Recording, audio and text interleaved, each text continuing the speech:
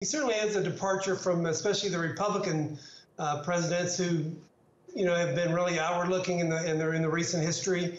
And so this is very different for him, and it's very important for him on this trip to show that he can bring some unity so that he can get this issue maybe off the front burner and off the table.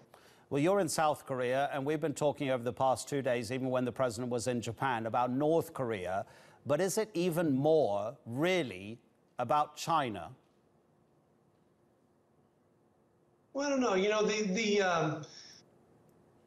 Every president looks for an opportunity to have a big win, we would say, or have something where we can show that he can make a difference. And certainly no president in the recent history has been able to do that with North Korea. So the president needs to show that he can have a win there. And then I think then from that, influence can spread throughout the region. But I think right now, it's very important that he leaves this with some show of unity with Japan, Korea, and China, all a united front against maybe what he considers the provocative actions of the North Koreans.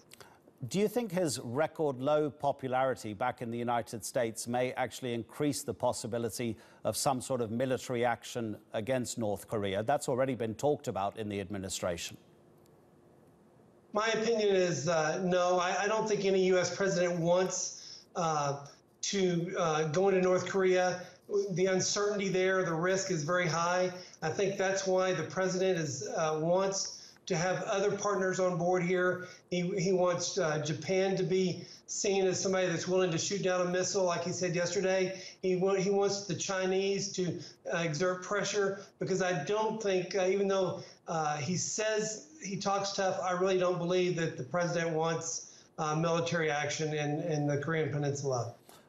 In terms of trade, do you think he will get what he wants from President Moon? Because South Korea is quite a particular kind of business environment, isn't it? You've got those family conglomerates that they call chaebols that have so much influence over the government.